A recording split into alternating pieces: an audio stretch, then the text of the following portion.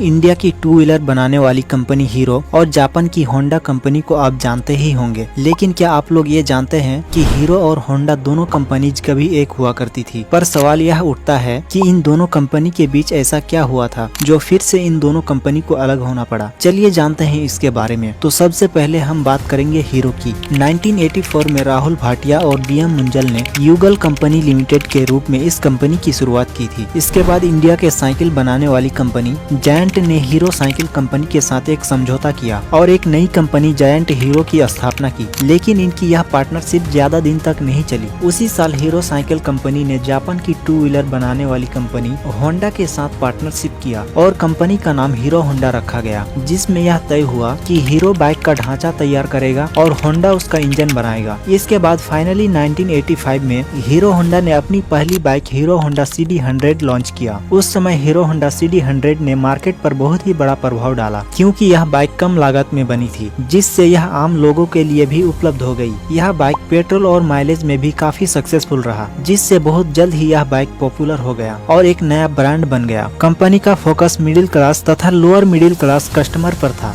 इसीलिए कंपनी ने बाइक का एक अफोर्डेबल प्राइस रखा था और यही वजह थी कि हीरो होंडा की बाइक केवल शहरों में नहीं बल्कि पूरे इंडिया में सबसे ज्यादा बिकती थी। और ये सब देखते हुए कंपनी अपनी बाइक का प्राइस भी बढ़ाना नहीं चाहती थी। इस वजह से कंपनी को लंबे समय तक लॉस का भी सामना करना पड़ा। लेकिन 1990 में जब डॉलर का एक्सचेंज प्राइस रेगुलेट हुआ तो फिर कंपनी की हालत में सुधार आ गई और थोड़ी ही दिनों में प्रॉफिट में आ गई और अगले कुछ ही सालों में कंपनी का प्रॉफिट 10 मिलियन US$ को भी क्रॉस कर गई, जो कि उस जमाने में एक बहुत बड़ा नंबर हुआ करता था। इसी तरह इन दोनों की पार्टनरशिप 2010 तक चली और फिर 2011 में हीरो और होंडा अलग हो गए। हीरो और होंडा के कोलैबोरेशन से बनी यह कंपनी दुनिया में सबसे अच्छी टू व्हीलर व्हीकल बनाती थी, लेकिन कंपनी प्रॉफिटेबल होने के बाद भी अलग क्यों हुई, इसे समझने के लिए हम पीछे चलते हैं। 1984 में जब हीरो और होंडा का पार्टनरशिप हुआ था, तब हीरो और होंडा के बीच एक एग्रीमेंट हुआ कि हीरो बाइक का बॉडी बनाएगी तथा होंडा इंजन सप्लाई करेगा। इसके अलावा इन्होंने एक NOC भी साइन की थी। NOC मतलब नो ऑब्जेक्शन सर्टिफिकेट, जिसके अनुसार दोनों कंपनीज फ्यूचर में कभी भी एक दूसरे के सामने अपना प्रोडक्ट लॉन्च नहीं करेगी और दोनों ही कंपनीज इन कंडीशन से सेटिस्फाइड थे, जिसके बाद डील फाइनल हो गई। हीरो होंडा कंपनी को फॉरेन कंट्री में अपनी बाइक सेल करने की परमिशन नहीं थी, जिस वजह से हीरो होंडा इंटरनेशनल मार्केट में जो पोजीशन हासिल करना चाहता था वो नहीं कर पा रही थी। इसलिए वो समझ चुका था कि अगर होंडा से अलग होना है तो फिर इंजन मैन्युफैक्चर करना ही पड़ेगा। हीरो को हीरो होंडा से जितना भी प्रॉफिट मिलता था वो उसको इंजन बनाने में खर्च कर देता था, जिस वजह से हीरो और होंडा के बीच दरार पैदा हो गई। अब जैसा कि इन्होंने पार्टनरशिप के समय NOC साइन किया था कि ये एक दूसरे के मुकाबले कभी भी बाइक्स लॉन्च नहीं करेंगे, लेकिन होंडा ने इसके खिलाफ जाकर साल 1999 में इंडिया के अंदर अपनी एक separate company Honda motorcycle and scooter India private limited launch की और फिर उसी प्राइस सेगमेंट में बाइक लॉन्च करना शुरू कर दिया, जिसमें हीरो होंडा की बाइक्स मौजूद थी। इसके बाद दिसंबर 2010 में इंडिया की हीरो और जापान की होंडा मोटर कंपनी ने 26 साल की सक्सेसफुल पार्टनरशिप के बाद अपने रास्ते अलग कर लिए। लेकिन हीरो होंडा कंपनी में होंडा का जितना % भी शेयर था उसे उसने हीरो कंपनी को ही बेचने का फैसला किया और हीरो कंपनी के प्रोमोटर ब्रजमोहन लाल ने 1.2 अरब US$ में उसका शेयर खरीदकर अपनी नई कंपनी हीरो मोटो कॉर्प की शुरुआत की और अब दोनों ही कंपनी एक दूसरे को अलग अलग ऑपरेट कर रही है और अपनी मेहनत के दम पर पूरे मार्केट में छाया हुआ है और अपनी एक अलग पहचान बना लिया है। तो दोस्तों, आपको यह इन्फॉर्मेशन कैसी लगी कमेंट में जरूर बताएं।